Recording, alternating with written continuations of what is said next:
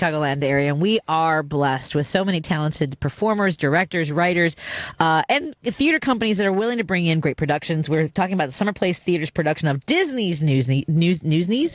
Disney's Newsies. I'm not doing it to be derogatory towards anything. Disney's Newsies is running through August 6th. Mike, what days of the week? So is it like Thursday through Sunday? Fridays and Saturdays at 7:30 p.m. and then Sundays at 3 p.m. Got your matinee.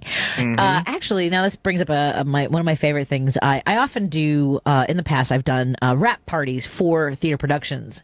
So now that you've done all the rehearsals, you've done your tech, you've had opening weekend. So I know you have a run through August 6th. Courtney, have you had any moments in Disney's Newsies this past weekend that you like were just surprised you, that like these moments you're like, I mean, when you go live, it's a different element, isn't it?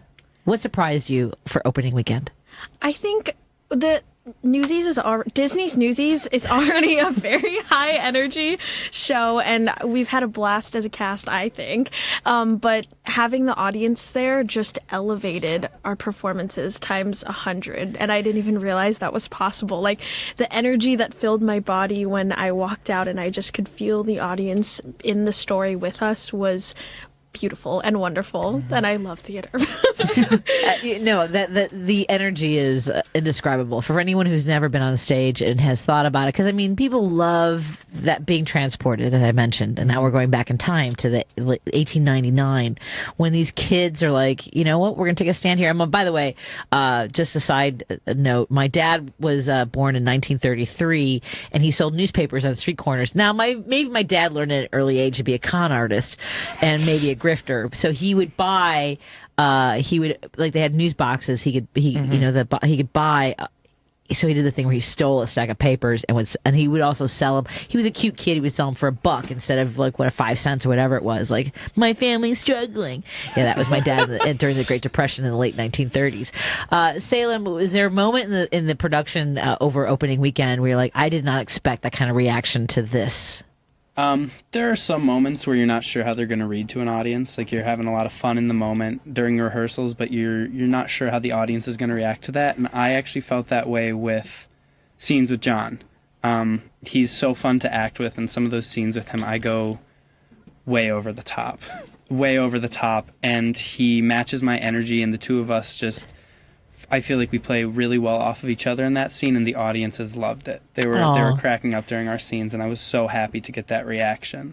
And that's the thing that is indescribable to folks who've never, who maybe have thought about, like, should I be an actor, or think that, like, it's an easy thing to do. You guys are, right now in the middle of the SAG-AFTRA strike, we're getting a lot of this backlash against performers. And the idea that what you all do, what you bring to audiences is not valuable is really, it's hard to explain to folks at all. By the way, thank you for, that's John Boss, who is our friend of the show and has been in productions in the Chicagoland area. And we're so thrilled that he keeps letting us know about these wonderful productions.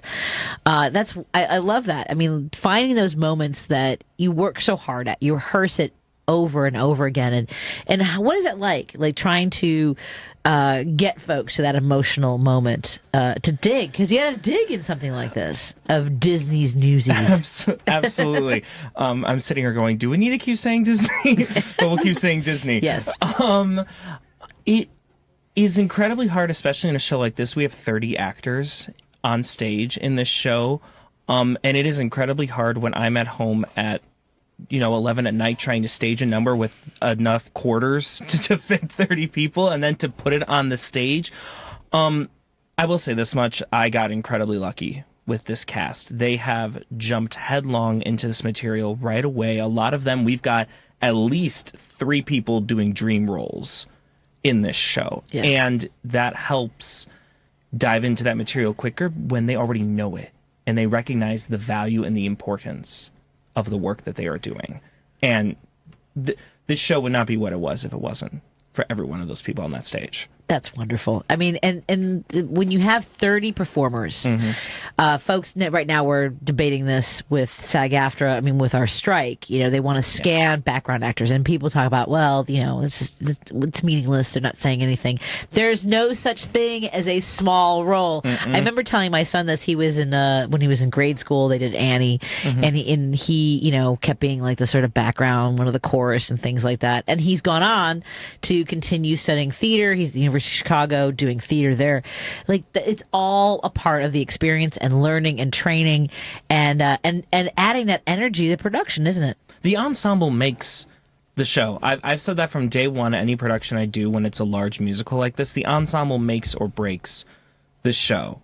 And this group especially, they just know, you can tell they're having so much fun on that stage, and the audience is less inclined necessarily to follow one character. They're following the group as a whole. So yeah, there are no small parts, not at all. Yeah, no, it boggles the mind of like how dismissive people are of performers. Now, Courtney, you mentioned that your mom was your first dance teacher. What was her background? Did she always want to? Was it like music or just wanted to like give you the experience of expression?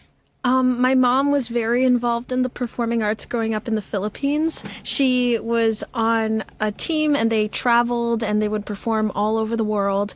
And when I was growing up, I would see her teaching dance at the Park District, and I wouldn't have someone to babysit me, so she'd take me along and I'd watch, and it's just all I wanted to do. I just wanted to share that with her and be just like her, and I hope that I'm doing her proud all the time. I'm pretty sure. I'm going to wager that you are. And Salem, when did the bug get you? I did not audition or get into a musical until my freshman year of high school, so it's only been about 5 years for me. I actually was signed up for auditions my 8th grade year and no-showed the audition because I had stage fright and couldn't even do the audition. So I've come a long way since then. I had a bunch of friends. I was always in choir, and I was always confident singing in a group.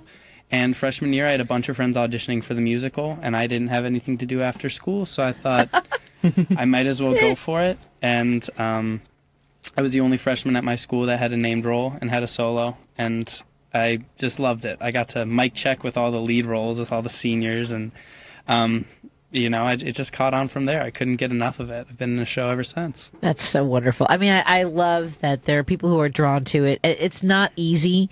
It is, but it is incredibly fulfilling to be on stage, to tell stories, to share, give people some place to just have that moment of respite. And you mentioned that it's so timely in the sense that it was a strike. This is hot labor summer, isn't it, Mike? Yep, absolutely. Yeah, it worked out very well. We're going to take callers 2 and 3, 773-763 9278 for your chance to win a pair of tickets to Summer Place Theater's production of Disney's Newsies going through August 6th. So give us a call at 773-763-9278. You can also text us for your chance to win a pair of tickets. And I'm just so thrilled to meet you guys. I would love to learn more. If you ever want to reach out and say, hey, I have another production, we could maybe do a wrap party on the Monday after, so it'll be August 7th. So reach out. Maybe what, Courtney? You're like, do I have to do this again? No. Never mind. Tell me. It's her one free day before she starts It's my one day. the next I show. start a new show on August 8th, and we close on August 6th, so that's my can one you tell us day. what it is? You can. don't have to. I can. You can say I'm what it going to is. be in Adam's Family at Metropolis in Arlington Heights, That's and I will wonderful. be playing Wednesday Adams. What? Get out of here. Congratulations. Thank you. That's fantastic. And I know that, so Mike, do you know what you're doing next after this production? I have a few things in the hopper, but the one I can officially say is I am producing White Christmas out at Come on. the Woodstock Opera House. Theater that's 121. fantastic. Those auditions will be August 27th and 28th. There you go. I love this. And Salem, you're going back to school? I'm going back to school. We have our Sandbox Student Series, which is our student-run division. I proposed a show that got selected, so we're doing A Streetcar Named Desire, and I'm hoping to get cast in that, hopefully as Stanley, but any role would be great. Fantastic. Congratulations to all of you again. It's summerplacetheater.org. That's theatre.org to find out more about purchasing tickets. And the run is through August 6th. Get out and see this wonderful production. And I'm going to come see this because I've never seen, I'll be honest, I never saw it. Disney's Newsies in Naperville, Summer Place Theater. Thank you guys so much. Have a wonderful rest of your week. And I'll talk to you again. I want to check in with you guys again. Love to have you back. Thank you. Thank you so much. Thank you so much for having us. Absolutely. Thank you. Let's take a break here. We come back. We'll have Tom